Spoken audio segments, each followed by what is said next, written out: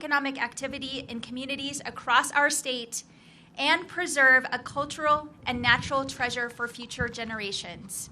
I am so proud to be here with all of you today to celebrate this monumental occasion. Thank you.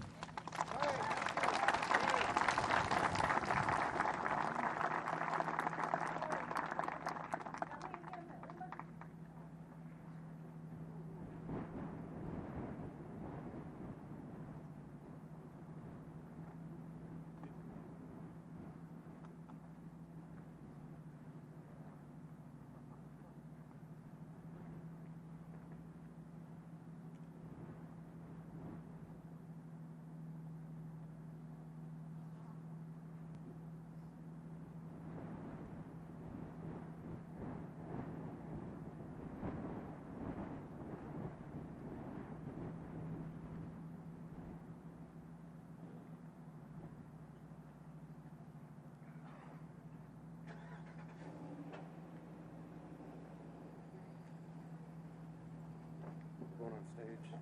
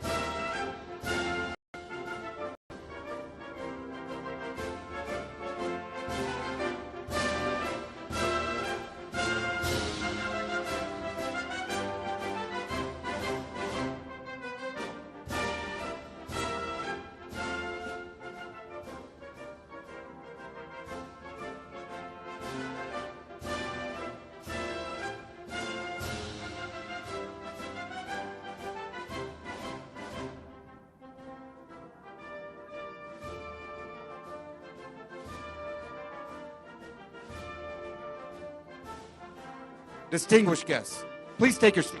The program will begin momentarily.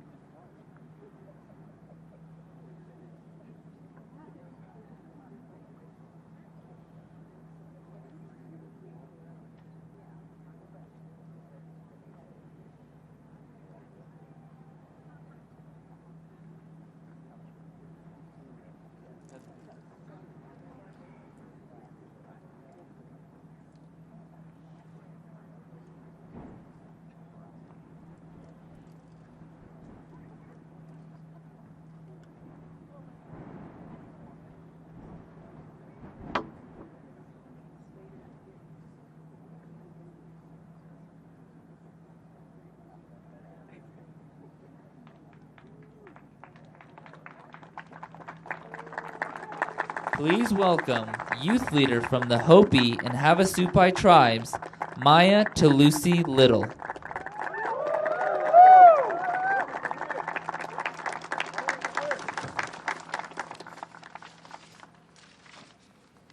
Gamuje Baje, Nyasivyo, Maya Talusi Little Exijge. My name is Maya Gadaba Talusi Little. I'm the daughter of Carletta Talusi and Robert Little, and the niece of the late Rex Talusi. I am also a senior at Cactus Shadows High School in Cave Creek, Arizona. It is such an honor to be here today on this truly historic day at the sacred lands of the many tribes within the Gran Canyon Tribal Coalition. Standing here at REP.UU represents the unity of the tribes to protect our ancestral lands. I've grown up swimming in Havasu Falls, where I learned a deep love and respect for our land and water. I've had the privilege to travel with my mother on her journey to protect our sacred homeland, its abundant natural resources, and to fight for environmental justice for all people. I'm here representing the next generation that has the responsibility to continue this vital work. This is our home, and we are committed to its protection. We are forever grateful to the President for his commitment to protect our homelands for the tribes and everyone who recognizes the beauty of the Grand Canyon. It is a privilege to welcome all the tribal leaders, congressional leaders, and White House staff to our homelands. It is now my honor to introduce a true leader pursuing environmental justice, President Joe Biden.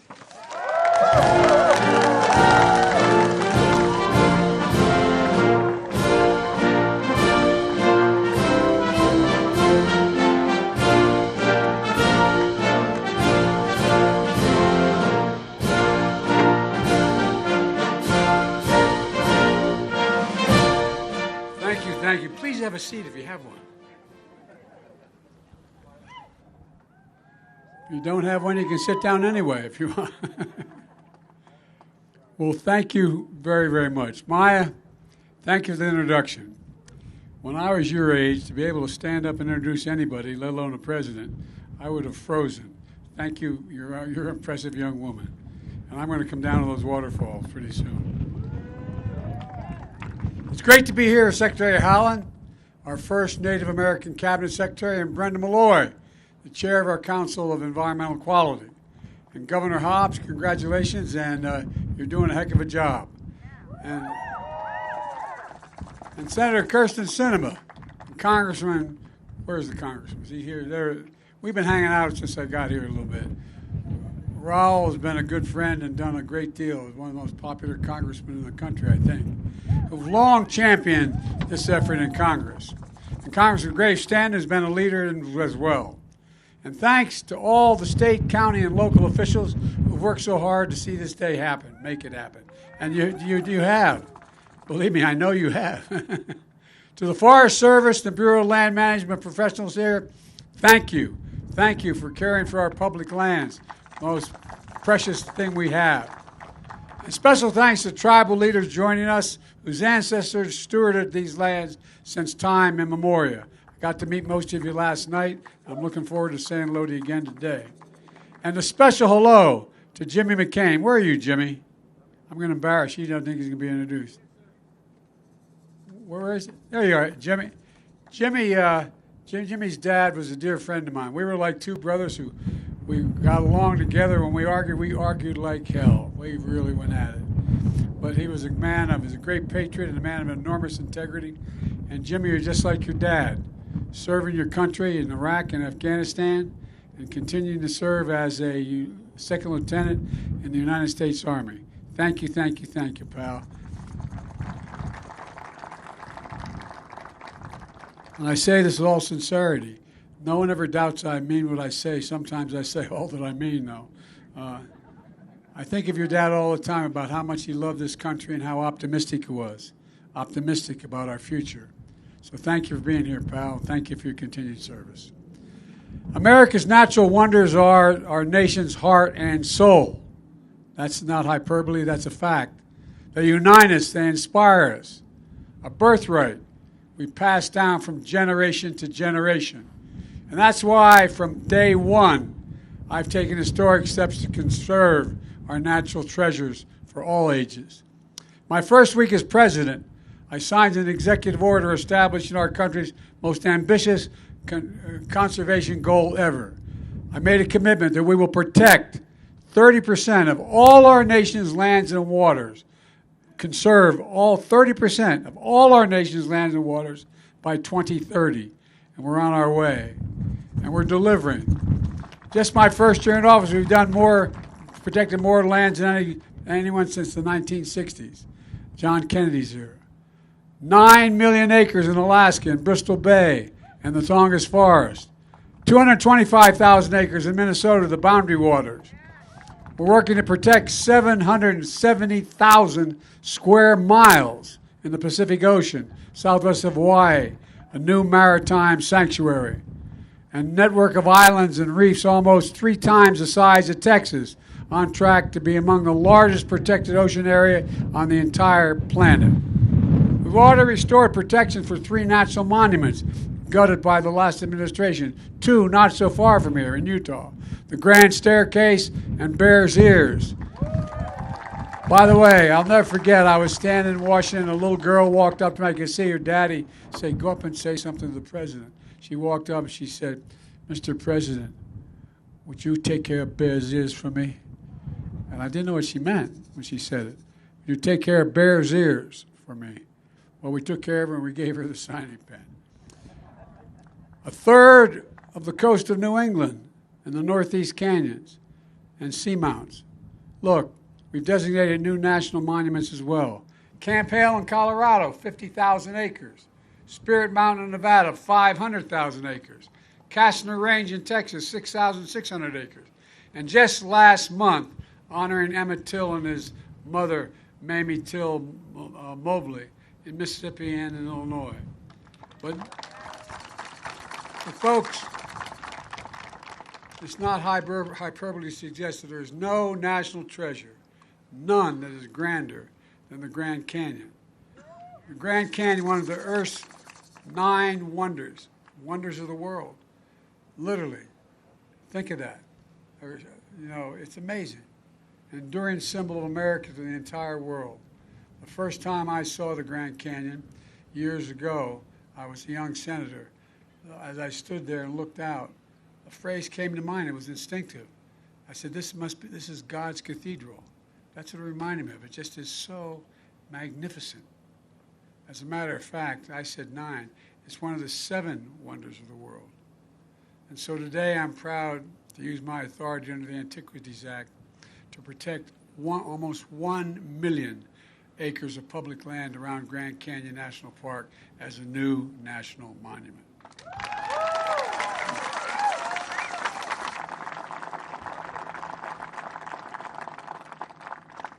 Help right the wrongs of the past and conserve this land of ancestral footprints for all future generations.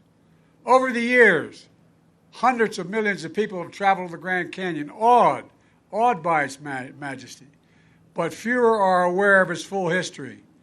From time immemorial, more than a dozen tribal nations have lived, gathered, prayed on these lands. But some 100 years ago, they were forced out. That very act of preserving the Grand Canyon as a national park was used to deny indigenous people full access to their homelands, to the places where they hunted, gathered, took precious sacred ancestral sites. They fought for decades to be able to return to these lands, to protect these lands from mining and development, to clear them of contamination, to preserve their shared legacy for future generations. I made a commitment as president to prioritize respect for the tribal sovereignty and self-determination, to honor the solemn promises the United States made to tribal nations to fulfill federal trust and treaty obligations. I pledge to keep using all that available authority to protect sacred tribal lands. My administration has worked alongside tribal leaders, including many of you who are here today, to keep that promise. At a time when some seek to ban books and bury history, we're making it clear that we can't just choose to learn only what we want to know. We should learn everything that's good, bad, and the truth about who we are as a nation. That's what great nations do. And we're the greatest of all nations. Only with truth comes healing and justice, and another step toward forming a more perfect union. Folks, our nation's history is etched in our people and in our lands. Today's action is going to protect and preserve that history, along with these high plateaus and deep canyons. Majestic red cliffs over 300 million years old, older than the oldest dinosaur ever known. Central to the creation stories of so many tribal people and so many tribal nations. Fundamental to who we are, to their way of life, to the most sacred ceremonies. Ancestors buried here, eternal sources of reverence and healing. These lands also support a range of ecosystems and plants from savannas to sagebrush to ponderosa pine, a haven of ironic species like bats, bison, bighorn sheep, and nearly 450 kinds of birds, including the bald and golden eagles. They're the historic home of 3,000 cultural sites, cliff houses, cave paintings, ancient spots that help us understand the history of these civilizations. They also are key to building resilience to drought and climate change. Creeks and streams flowing into the Colorado River, supporting farms and ranches across the Southwest, bringing clean water to 40 million Americans. By creating this monument, we're setting aside new spaces for families to hike, bike, hunt, fish, and camp. Growing the tourism economy that already accounts for 11% of all Arizona jobs. Folks, preserving these lands is good not only for Arizona, but for the planet. It's good for the economy. It's good for the soul of the nation. And I believe with my core and my course, the right thing to do. But there's more work ahead to combat the existential threat of climate change. You know, we've seen historic floods, more intense droughts, wildfires, spreading smoky haze, which I could sense today, thousands of miles. Record temperatures affecting more than 100 million Americans this summer. Over 100, I need not tell you, all over 110 degrees in Phoenix for 31 straight days. You know, extreme heat is America's #1 weather-related killer. Extreme heat kills more people than floods, hurricanes, and tornadoes combined. And it's threatening the farms, the forests, and the fisheries of so many families depend on to make a living. But none of this need be inevitable. From the start of my administration, we've taken an unprecedented action to combat climate crisis. Last year, I signed the largest climate bill in the history not only of the United States, but literally in the history of the world. It's the biggest investment in climate conservation and environmental justice ever, anywhere in the history of the world. And it has many parts. For example, it'll save working families thousands of dollars a year if they install rooftop solar or weatherize their homes, and also conserve energy. And it includes a record $720 million for Native communities to ease the impact of droughts and rising sea levels, to bring clean electricity to tribal homes.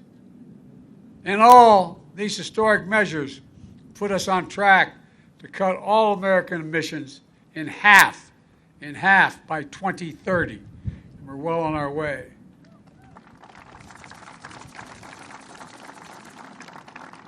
It also creates enormous employment, enormous growth, and things that better people's lives. My mom, God love her, had an expression when I lost my family. She said, "Joey, out of everything bad, something good will come if you look hard enough for it."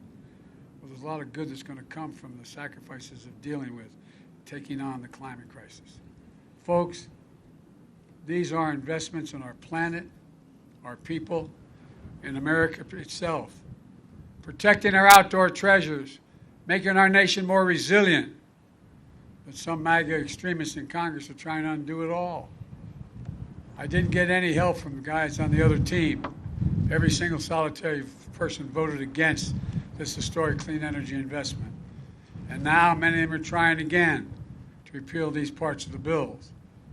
But we won't let them. There's too much at stake. Let me close with this. America's natural wonders are central to our heritage and our identity as a nation.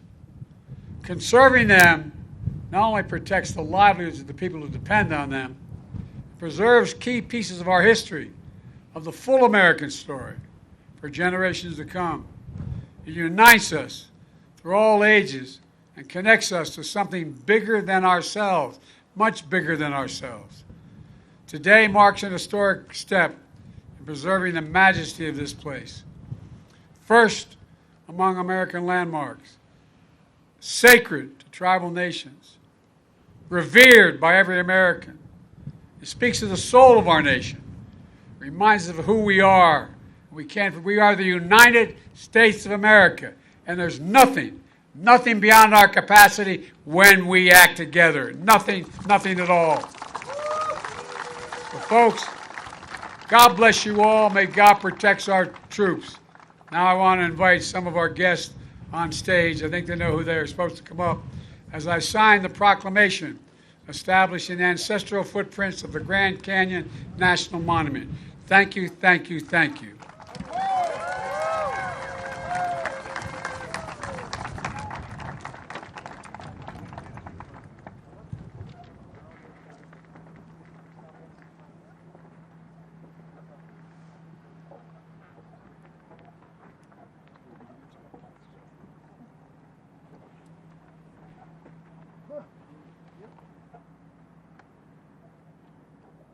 Who's going to be the first one to walk 1,000,000 acres?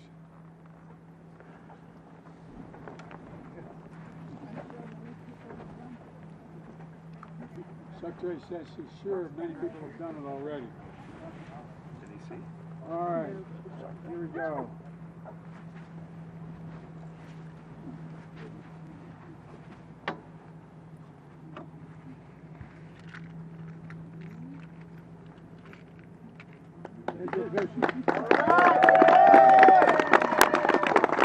Let's play.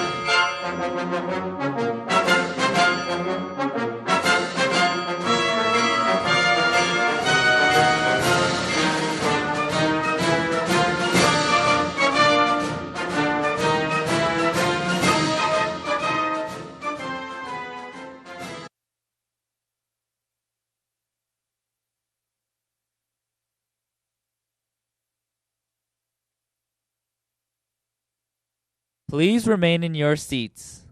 Buses will arrive shortly for pickup.